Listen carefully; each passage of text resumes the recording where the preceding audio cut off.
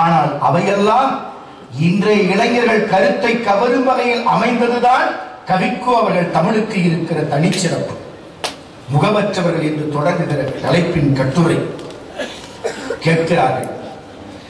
செம்மொழி சிம்மாசனத்தில் தமிழ் அமர்ந்திருக்கிறது. எப்படி அமர்ந்திருக்கிறது? அது அற்புத வித்தை அல்ல. காயப்பட்டும் சேதப்பட்டும் ஒதுக்கப்பட்டும் கிடந்த ஒரு தமிழ், அந்நியப்பட்டு கிடந்த தமிழ் அரியணையில் ஏறி அமர்ந்ததை போல் செம்மொழி சிம்மாசனத்தில் அமர்ந்திருக்கிறது.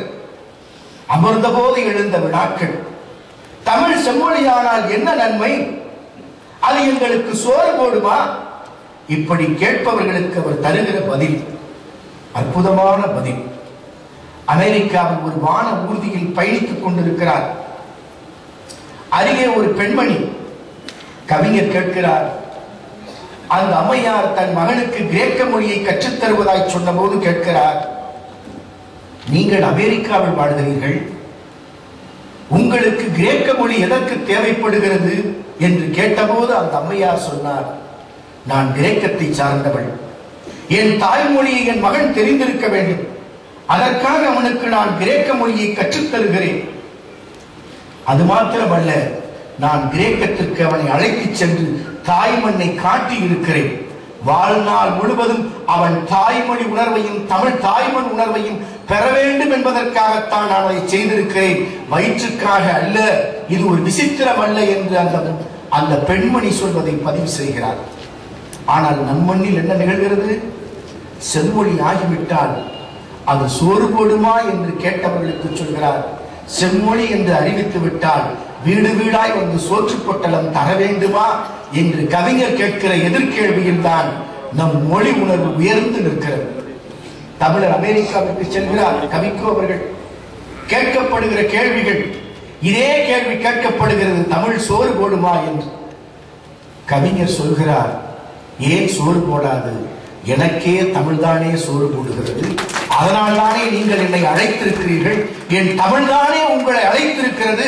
அங்கேதான் அவரின் அறிவு ஆண்மை தெரிகிறது, தலைவணங்காத அறிவின் ஆண்மை. இன்னொருவர் கேட்கிறார், இந்த காலத்தில் இவ்வளவு பெரிய உலகத்தில் தகவல் தொடர்புகள் வளர்ந்த பிறகு தமிழ் தமிழ் என்று சொல்வதா என்று கேட்பதற்கும் சரியான பதிலடியை தருகிறார். இங்கு பலருக்கும் வயிறே வாழ்க்கையாகிவிட்டது. வயிறே வாழ்க்கையாகி போனதால் தான் சிலர் நினைக்கிறார்கள் மூளை மட்டுமே செயல்பட வேண்டும் என்று, பலர் நினைக்கிறார்கள் வயிறு மட்டுமே இயங்க வேண்டும் என்று. ஆனால் இறைப்பைக்கு மேலே இதயம் என்ற ஒன்று இருக்கிறது என்பதை பலரும் மறந்து போகிறார்கள், மறந்து போகிறார்கள். அவர்களுக்குத்தான் அருமையாய் சொன்னார் தமிழ் உணர்வை பற்றி. குறிப்பாக பாரதி அருமையாய் சொல்வான், வெறும் கவிதைகளால் அவன் வாழவில்லை. அவன் கவிதை வெறும் உபதேசம் அல்ல, வாழும் வாழ்க்கைக்கும் அவன் வாக்குக்கும் வேறுபாடு இல்லை. செட்டிநாட்டுக்கு வருவான், கவிதை ஒன்றை வரைவான், செல்வச் சீமான்கள் அவனை பாராட்டி புகழ்வார்கள். அடிமை இந்தியாவில் வீட்டில், அவன் வீட்டில் அடுப்பில் பூனைகள் தூங்கிக் கொண்டிருக்கும், வீட்டில் பூனைகள் தூங்கிக் கொண்டிருக்கிற வறுமை, அவன் ஏழ்மையை படம் பிடிக்கும் அவன் கோட்டு பொத்தான், கிழிந்த சட்டையை மறைத்துக் கொண்டு மேலே கோட்டை போட்டு மறைத்துக் கொண்டிருக்கிற கம்பீரம், வறுமையை மறைத்து வாழுகிற வாழ்க்கை. செட்டிநாட்டு செல்வச் சீமான்கள் முழு 100 ரூபாய் தாளை தந்தார்கள். வறுமை வீட்டில் குடியிருக்கிற போது, ஏழ்மை அவனை குதறிக் கொண்டிருக்கிற போது அந்த முழு 100 ரூபாய் தாளை இப்படியும் அப்படியும் திரும்பி பார்த்தார். சாகா வரம் பெற்ற என் கவிதைக்கு இந்த காகிதம் தானா சன்மானம் என்று அதை சுக்கள் சுக்களாய் கிழித்தறிந்தான். செல்வத்திற்கு அவன் விலை போகவில்லை, செல்வாக்கிற்கு அடிமைப்பட்டானா? மகாத்மா காந்தியடிகளை உலகமே உற்று நோக்கிக் கொண்டிருக்கிறது. தடைகளை தாண்டி சென்னையில் மகாகவி பாரதி காந்தியடிகளை தரிசிக்கிறார். நேரடியாக கேட்கிறார், நாளை திருவள்ளிக்கேணி கடற்கரையில் ஒரு பொதுக்கூட்டம், அதற்கு நீங்கள் தலைமை தாங்க முடியுமா? காந்தியடிகள் உதவியாளரை அழைத்து நாட்குறிப்பை பார்க்க சொல்கிறார். இன்னொரு நாள் வைத்துக் கொள்ளலாமா என்று கேட்கிறார் உதவியாளர். காந்தியடிகள் சொல்கிறார், இன்னொரு நாள் வைத்துக் கொள்ளலாமா என்று. பாரதி இடைமறித்து வேகமாய் சொல்கிறார், சாரி மிஸ்டர் காந்தி அவர்களே, நாளைதான் அந்த நிகழ்வு நடைபெறும், நானே அந்த கூட்டத்திற்கு தலைமை தாங்குகிறேன், நீங்கள் தொடங்கிய இயக்கத்தை நான் ஆசீர்வதிக்கிறேன் என்று சொல்லிவிட்டு சிங்க நடையிட்டு வெளியே போகிறார். அதிர்ந்து போய் காந்தியடிகள் கேட்டார், யார் இவர் என்று. இவர்தான் எங்கள் தேசிய கவி. பதில் காந்தியடிகள் சொன்னார், இவர் பாதுகாக்கப்பட வேண்டியவர், பத்திரப்படுத்தி வையுங்கள் என்று சொன்னார். நாம் காந்தியடிகளையும் பாதுகாக்க தவறி போனோம், பாரதியையும் பாதுகாக்க தவறி போனோம். அதனால்தான் அற்புதமாய் முகமற்றவர்கள் கட்டுரை சொல்கிறது, தமிழ் உணர்வற்றவன் தன் அடையாளத்தை இழக்கிறான், முகத்தை துடைக்கிறான், முகவரியற்ற மனிதனாய் வாழ்கிறான். மொத்தத்தில் தமிழ் உணர்வற்றவன் தன்னையே இழக்கிறான். உலகம் வளரட்டும், வளர்ந்த உலகத்தில் உனக்கென்று ஒரு குடில் உண்டு, அந்த குடிலுக்கென்று ஒரு முகவரி உண்டு. உலகம் வளர்ந்த போதும் உன்மொழி தமிழ் என்பதை மறந்து விடாதே என்பதுதான் முகமற்றவர்கள் கட்டுரையின் ஆழமான உயிர்நாதம். கவிக்கு அப்துல் ரஹ்மான் ஆயிற்றே, இவருக்கும் சைவம் வளர்த்த தமிழுக்கும் வைணவம் வளர்த்த தமிழுக்கும் வெகு தூரமா? இல்லை. சிலம்பொலி செல்லப்பனார் சொல்கிறார், இவர்தான் அப்துல் ஆழ்வார் என்று சொல்கிறார். தமிழோடு இசைவாடல் மறந்தறியே நாவுக்கரசர் சத்தியம் செய்தார், நாங்கள் கேட்கவில்லை.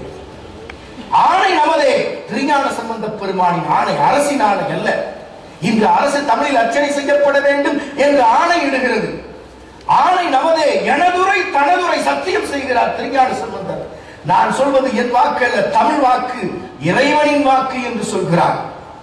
அதைத்தான் அருமையாய் வைணவம் வளர்த்த தமிழை எவ்வளவு அற்புதமாய் நம்முடைய அப்துல் ரஹ்மான் ஐயா அவர்கள் சொல்கிறார்கள். திருமழிசை ஆழ்வார் மன்னன் ஆணையிடுகிறான், கணிக்கண்ணன் மூலமாக என்னை பாடு என்று பாட மறுக்கிறான் கணிக்கண்ணன். அதனால் அவன் அந்த ஊரை விட்டு போகிறான். தன் சீடன் போகிறானே என்று திருமழிசை ஆழ்வாரும் போகிறார். போகிறவர் உத்தரவு போடுகிறார் ஆண்டவனுக்கு. எப்படி உத்தரவு?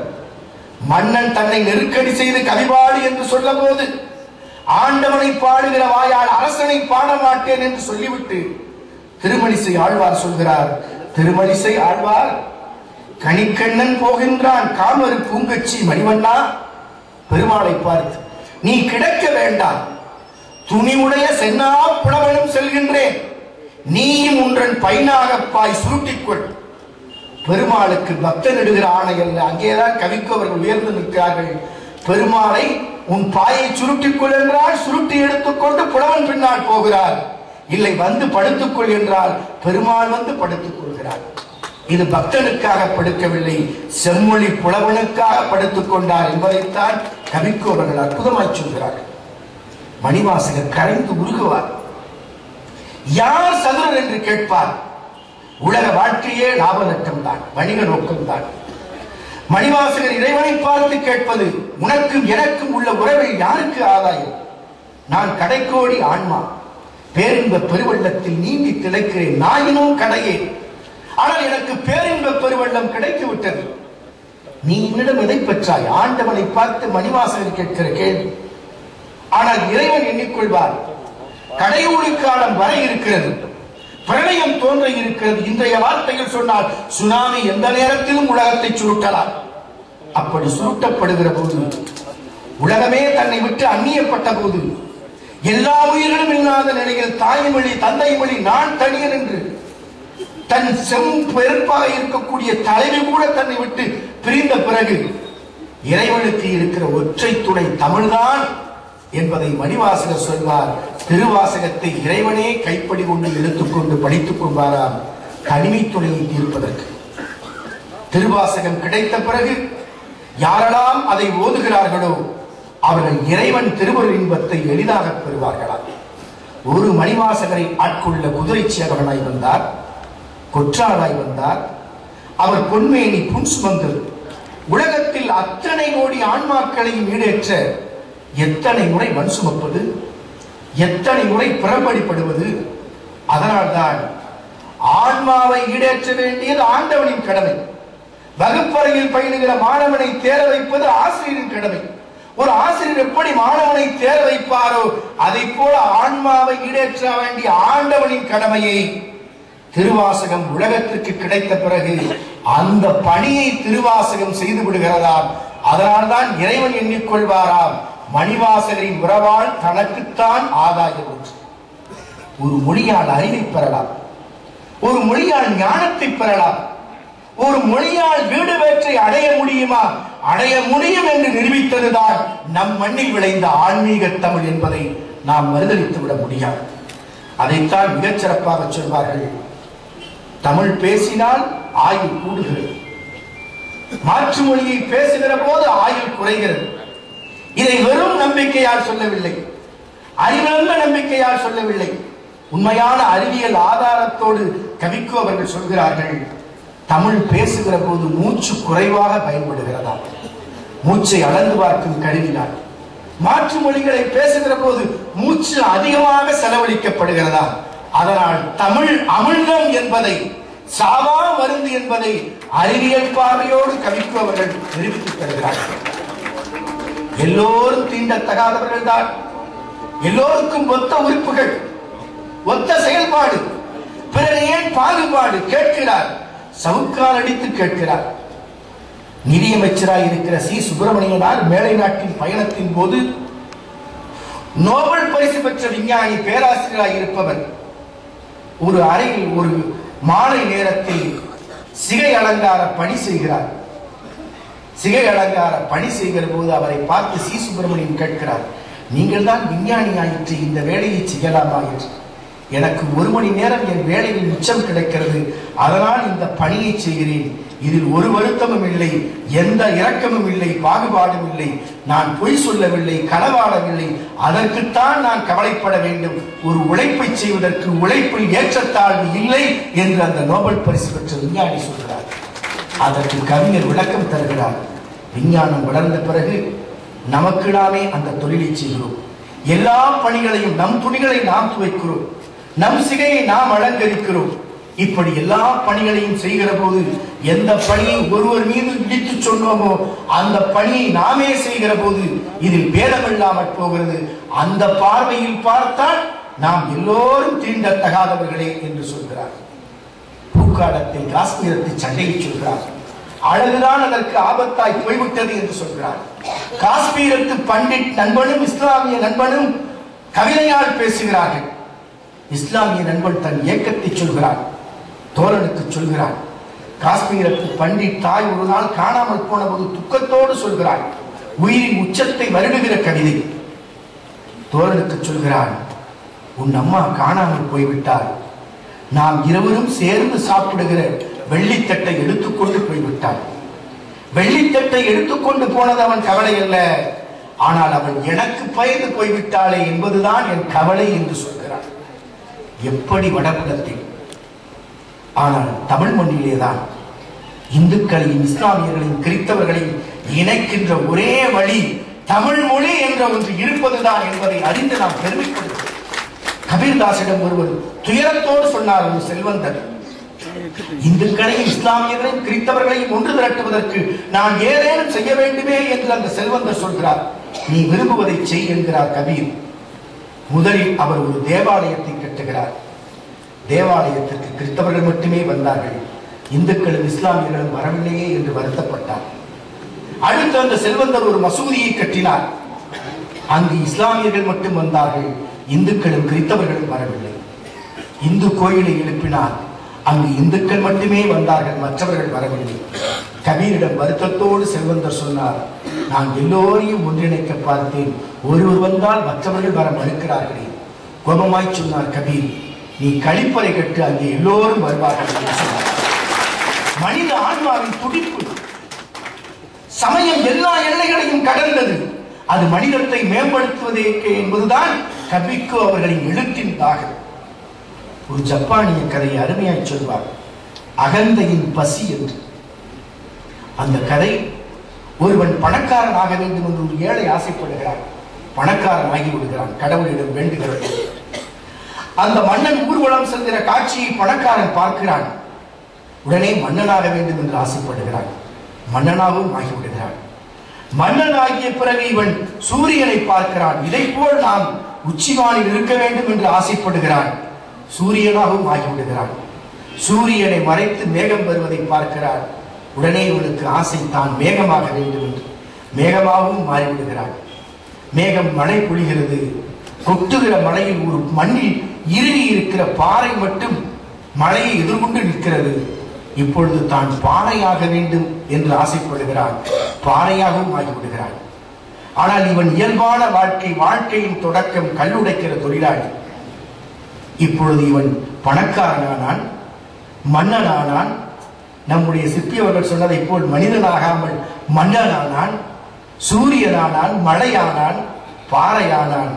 அந்த கல்லுடைக்கும் தொழிலாளி இப்பொழுது பாறையை உடைப்பதற்கு ஒரு தொழிலாளி சுழியும் முத்தியலும் கொண்டு வந்து உளியும் சுத்தியலோடும் பாறையை செதுக்கினான்.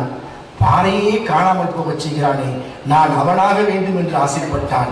இவன் எதாக இருந்தானோ எவனாக இருந்தானோ அப்படியே ஆகிவிட்டான். கானகத்தில் இப்படித்தான் ஒரு செடி எல்லோர் காலிலும் மிதிப்பட்டது. எல்லோர் காலிலும் நாம் மிதிப்படுகிறோமே என்று அதற்குள் ஒரு ஏக்கம். அந்த ஏக்கத்தை பார்த்து வனதேவதை சொன்னது, உனக்கு என்ன வேண்டும் என்று. இந்த கானகத்தில் சந்தன மரங்கள், கமுகு மரங்கள், உயர்ந்த மரங்கள் இருக்கின்றன. அவைகளுக்கு கிடைக்கிற பெருமை எனக்கு இல்லை. எல்லோர் காலிலும் மிதிப்படுவதுதான் என் வாழ்க்கை.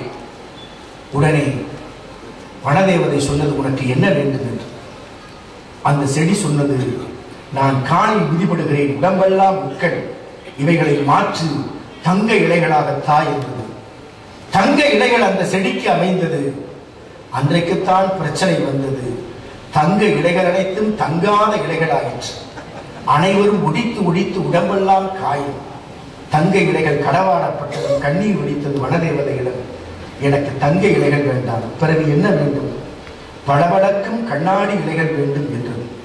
பளபளக்கும் கண்ணாடி இலைகள் அமைந்தது. ஆடிக்காற்று அடித்தது. அடித்த வேகத்தில் அனைத்து இலைகளும் உடைந்து நொறுங்கி போயிற்று. மீண்டும் வனதேவதையிடம் முறையீடு, பளபளப்பான இலைகள் வேண்டும் என்று. பளபளப்பான இலைகள் வாய்த்தது. அது ஆடு மாடுகளுக்கு இரையாகி போனது. மீண்டும் அந்த செடி வனதேவதையிடம் கண்ணீர் விட்டது. என்னை முன்போல எப்பொழுதும் போல ஆக்கிவிடு, எவரும் உண்ணக்கூடாது. மீண்டும் உடம்பெல்லாம் முட்களுடைய கள்ளிச்செடியே அமைந்தது. சப்பாத்தி கிளி செடியின் கண்ணீர் கதை இதுதான். ஒவ்வொருவரும் தன் சுயத்தை தொலைத்து விடுகிறார்கள். தன் தனித்தன்மை எது என்பதை அறிந்து கொண்டால் அந்த தனித்தன்மையை தடுமாறாத வாழ்க்கை இயல்பாய் அமையும். அதைத்தான் கவிக்குவர்கள் எழுத்துவோர் பறக்க பேசுகிறது. ஆழங்கால் பட்ட நுண்ணறி, ஏராளமான அறிவின் வாசம். புத்தகம் படிப்பதே அவர் வாழ்க்கை. அதனால்தான் இத்தனை புத்தகங்களை அவரால் தர முடிகிறது. துணை குடியரசுத் தலைவராக இருந்த ராதாகிருஷ்ணன் அவர்கள் மனைவி இழந்த நேரத்தில் வெளிநாட்டு பயணத்தில் 2 படுக்கை வேண்டும் என்றாராம். தனி மனிதராய் வந்திருக்கிறாரே, 2 படுக்கை கேட்கிறாரே என்று இரவு நேரத்தில் அறையை எட்டி பார்த்தார்களா. ஒரு படுக்கையில் அவர், இன்னொரு படுக்கையில் படுக்கை நிறைய புத்தகங்கள். எட்டி பார்த்தவரிடம் சொன்னாராம், புத்தகம்தான் என் மனைவி, புத்தகம்தான் என் தோழன் என்றாராம். மரணப்படுக்கையில் அப்படித்தான் அந்த மகத்தான மனிதன். அறுவை சிகிச்சையை ஒத்தி போட சொன்னான். ஒரு நாள் ஏனென்று பதறி கேட்ட மருத்துவரிடம் சொன்னான், நான் ஒரு புத்தகத்தை வாசித்துக் கொண்டிருக்கிறேன், ஒரு நாள் அவகாசம் கிடைத்தால் அந்த புத்தகத்தை முடித்து விடுவேன். நீங்கள் நாளை செய்கிற அறுவை சிகிச்சைகள் அது தோற்று போனால் கூட அந்த புத்தகத்தை படித்தவனாகவே உலகத்தை விட்டு விடைபெறுவேன் என்று சொன்னவர்தான் நூற்றாண்டுகளில் இருக்கிற பேரறிஞர் அண்ணா அவர்கள். நீங்கள் அப்படித்தான் ஏழ்மை காலத்தில் படிப்பதற்கு போராட்ட வாழ்க்கையில் ஒரு செல்வந்தரிடம் பெற்ற நூலை ஒழுகுகிற கூரை வீட்டுக்குள் இருந்து அந்த நூல் மழையில் நனைந்து போனதால் திரும்ப தர முடியவில்லை. செல்வந்தரிடம் சொன்னான், எப்படியும் நான் புத்தகத்தை திருப்பி தருகிறேன். பரவாயில்லை என்று அந்த பண்ணையார் சொன்னார். ஆனால் அங்கே கூலியாளாக வேலை பார்த்து அந்த புத்தக கிடனை அடைத்தார். குடியரசுத் தலைவர் ஆசனத்தில் அமர்ந்த போது மனைவி கேட்டார், எந்த நேரம் புத்தகத்தை வாசித்துக் கொண்டிருக்கிறாயே, 10 காசுக்கு பிரயோஜனமில்லாத புத்தகத்தை படித்துக் கொண்டிருக்கிறாயே. மனைவியிடம் பதில் சொன்னார் லிங்கன், எனக்கு 10 காசு சம்பாதிக்கவும் தெரியும். 10 காசு சம்பாதித்த பிறகு எப்படி வாழ வேண்டும் என்பதற்குத்தான் இந்த புத்தகங்களை நான் வாசித்துக் கொண்டிருக்கிறேன் என்று சொன்னார். உலகமே உன்னை உதறி எரியட்டும், உறவுகள் அனைத்தும் விட்டு விலகட்டும், எல்லா உறவுகளும் உன்னை விட்டு விலகிவிட்ட நிலையில் உன்னை விட்டு விலகாத உறவு எது என்ற கேள்வியை உலகம் முழுக்க கேட்டார்கள். அதற்கு கிடைத்த ஒரே விடை புத்தகங்கள் புத்தகங்கள் புத்தகங்கள் என்பதே பதிலாக இருந்தது. அண்மையில் ஒரு புத்தக திருவிழாவை, காரைக்குடியில் புத்தக திருவிழாவை தொடங்கி வைக்கிற வாய்ப்பு கிடைத்தது. அந்த புத்தக திருவிழாவில் தொடங்கி வைத்து ஒரு அங்காடியில் ஒரு புத்தகத்தை எடுத்தோம். சிறுகதை தொகுப்பு. முதல் கதை வாசிக்கிற போது அப்படியே நின்று விட்டோம். கடைக்காரர் நினைத்துக் கொண்டார், ஓசியிலேயே படித்துவிட்டு போய்விடுவார் போலிருக்கிறது. அந்த புத்தகத்தின் பக்கங்களை விட்டு மீள முடியாத உயிரின் துடிப்பு. அது தன் கதையாய், நிச்சயம் அது கற்பனையாய் இருக்க முடியாது. ஒரு உண்மையின் நிகழ்வு வரையப்பட்டிருக்கிறது. ஒரு பள்ளியில் மாணவர்கள் பள்ளி தொடக்க நேரத்தில் ஒரு அம்மையார் பள்ளிக்குள் நுழைந்து விடுகிறார். தோற்றத்தில் அம்மையார் அல்ல, ஒரே கண் இருக்கிற குரூர முகம், ஒற்றை கண்ணுடைய குரூர முகம். அதை பார்த்தவுடன் மாணவர்கள் கேலி பேசுகிறார்கள். ஒற்றை கண் ராட்சசி வந்துவிட்டால் என்று ஒரு மாணவன். இன்னொரு மாணவன் சொல்கிறான், ஒன்றை கண்ணு டோரியா என்று கேலியாய் கிண்டலாய் பேசுகிறான். இன்னொருவன் சொன்னான், டேய், இது நம் மணியோட அம்மா. மணிக்கு அவமானத்தின் உச்சம். அந்த பள்ளி மாணவன் மணி உயிர் போகிற அவமானத்தில் தன் தாயை கோபமாய் பார்க்கிறான். இங்கேயே இவள் வந்தாள் என்று ஒற்றை கண் குரூர முகமுடைய தாயை வீட்டுக்கு போனவுடன் சொன்னான், பள்ளிக்கு ஏன் வந்தாள்? எல்லா மாணவர்களும் என்னை கேலி பேசுகிறார்கள். நீ இருப்பதை விட செத்து தொலைவதே மேல் என்று சொல்லிவிடுகிறார். வார்த்தையின் கணம் அந்த தாயை தாக்கவில்லை. இரவு உறக்கத்தில் நள்ளிரவு நேரத்தில் தாகமெடுத்து சமையலறைக்குள் போகிறார். அங்கே தனிமையில் அமர்ந்து அந்த தாய் மௌனமாய் கண்ணீர் ஒழித்துக் கொண்டிருக்கிறார். அந்த நேரத்தில் இவன் இதயத்தில் வலி இருந்தபோதும் அம்மாவுக்கு இது வேண்டும், அப்பொழுதுதான் அவள் பொது இடத்திற்கு வரமாட்டாள் என்று அவன் மனம் சொல்லிக் கொண்டது. காலம் உருண்டு ஓடுகிறது. மணியின் வாழ்க்கை உயர்கிறது. பதவி பட்டங்கள் தேடி வருகிறது. வட இந்தியாவில் பணியும் பதவி. ஒரு நாள் அவன் இல்லத்திற்கு ஒரு முதிய கிழவி வருகிறாள். முதிய கிழவியை பார்க்கிறான், உற்று பார்க்கிறான். அந்த முதிய கிழவியை பார்த்து இவன் மகள் அலறுகிறாள். அந்த ஒற்றைக்கண் கோர உருவத்தை பார்த்து உடனே இவன் சுதாரித்துக் கொண்டான். இது நம் அம்மாதான் என்று புரிந்து கொண்டு வேகமாய் சொன்னான், நீ யார்? எதற்கு இங்கே வந்தாய்? உன்னை யாரென்றே தெரியவில்லை, வெளியே போ என்று வேகமாய் சொல்கிறான். அந்த அம்மையார் மன்னித்துக் கொள்ளப்பா என்று சொல்லிவிட்டு எதுவும் பேசாமல் போய்விடுகிறார். இனி நம் அம்மா வரமாட்டாள் என்று அவனுக்கு எண்ணம். பள்ளியில் அவனுக்கு அழைப்பு, பழைய மாணவர் விழாவிற்கு. மணிக்கு நீண்ட நாள் ஏக்கம், தாழ்வு மனப்பான்மை. ஏழ்மையில் போராடிய தன் பள்ளி வாழ்க்கையை விட்டுவிட்டு உயரத்தில் ஏறிய தன் வாழ்க்கையை பள்ளி சக மாணவர்களுக்கு காட்ட வேண்டும் என்று ஆசைப்படுகிறான். அங்கே போகிறான் மணி. போவதற்கு முன்பு பள்ளி விழாவில் கலந்து கொண்டு பள்ளிக்கு பக்கத்தில் இருக்கிற வீடு என்று சொல்லிக் கொண்டிருக்கிற தன் கூரைக்குள் போகிறான். அங்கே அந்த வயது முதிர்ந்த உருவம் படுத்து கிடக்கிறது. உயிர் போகின்ற நிலையில் படுத்து கிடக்கிறது. அந்த நேரத்திலும் அந்த உருவத்தின் மீது அவனுக்கு கருணை பிறக்கவில்லை. அவன் அம்மாதான் உயிரற்ற உடலாய் படுத்து கிடக்கிறாள். கையில் மகனுக்கு வரையப்பட்ட கடைசி கடிதம்.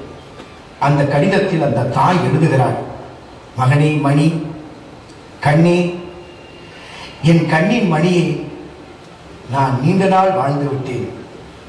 இனி நான் வாழ்வதற்கு விரும்பவில்லை. நீ பள்ளி விழாவிற்கு வருகிறாய் என்று கேள்விப்பட்டேன். பள்ளி விழாவிற்கு வந்து நான் உன்னை அவமானப்படுத்த மாட்டேன். எப்பொழுதாவது நீ என்னை பார்க்க வருவாயா? அதை கேட்பதற்கும் எனக்கு தகுதி இல்லை. நான் உலகத்தை விட்டு விடைபெறுகிறேன். ஆனால் ஒன்றை உனக்கு இறுதி காலத்தில் சொல்லிக்கொள்ள ஆசைப்படுகிறேன். மகனே, நான் உலகத்தை விட்டு விடைபெற்றாலும் உன்னோடுதான் இருக்கிறேன். உன்னால் தான் உலகத்தை பார்க்கிறேன்.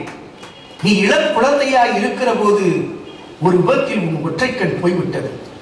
ஒரு கண் இழந்த நிலையில் நீ காலமெல்லாம் துன்பப்படக்கூடாது என்றுதான் மருத்துவரிடம் நான் மன்றாடினேன். மருத்துவரிடம் சொன்னேன், என் கண்ணை எடுத்துக் கொள்ளுங்கள், என் கண்ணின் மணி இன்றைக்கும் கண்ணொளியோடு இருக்க வேண்டும் என்று மன்றாடினேன். என் கண்ணின் மணியைத்தான் கண்ணே உன் வனக்கண்ணில் பொருத்தி இருக்கிறார்கள். அது வழியாக எப்பொழுதும் உன்னோடு வாழ்கிறேன். உன் வீட்டுக்குள் நான் இல்லை என்றாலும் என்று சொல்கிறேன். அந்த தாயின் புலம்பலில் தான் வாழ்க்கையின் உண்மையை புரிந்து கொள்கிறோம்.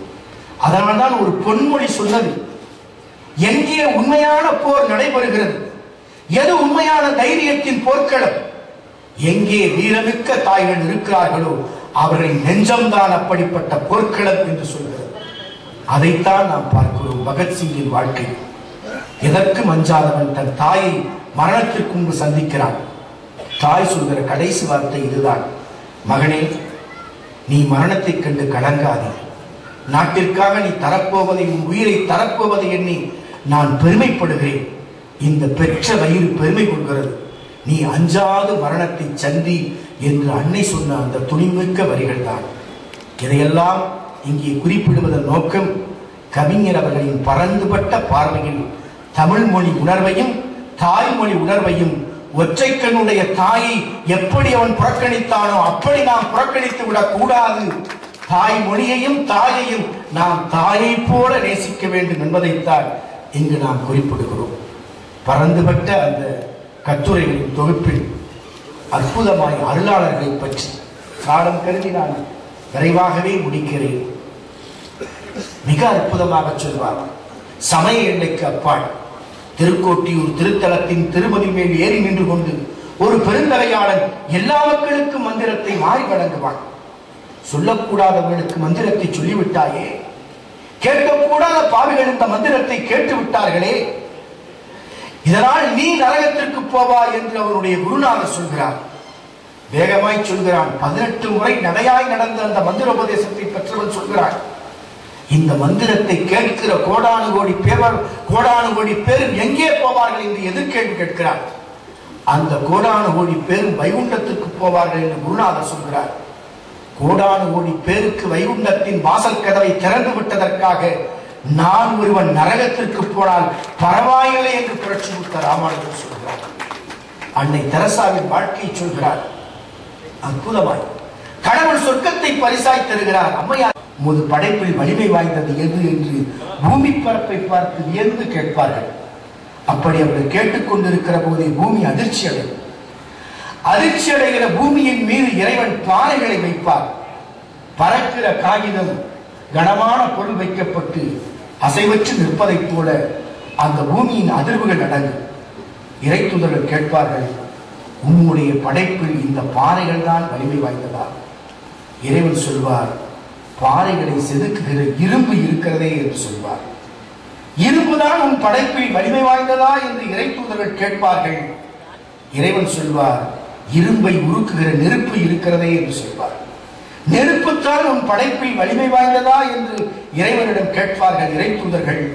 ஏன் நெருப்பை அணைத்து விடுகிற தண்ணீர் இருக்கிறதே என்று சொல்வார். தண்ணீர் தான் உன் படைப்பில் வலிமை வாய்ந்ததா கடவுளே என்று இறைத்துதர்கள் கேட்பார்கள். இறைவன் சொல்வார், தண்ணீரை கிளர்ந்தவச் செய்கிற காற்று இருக்கிறதே என்று சொல்வார்.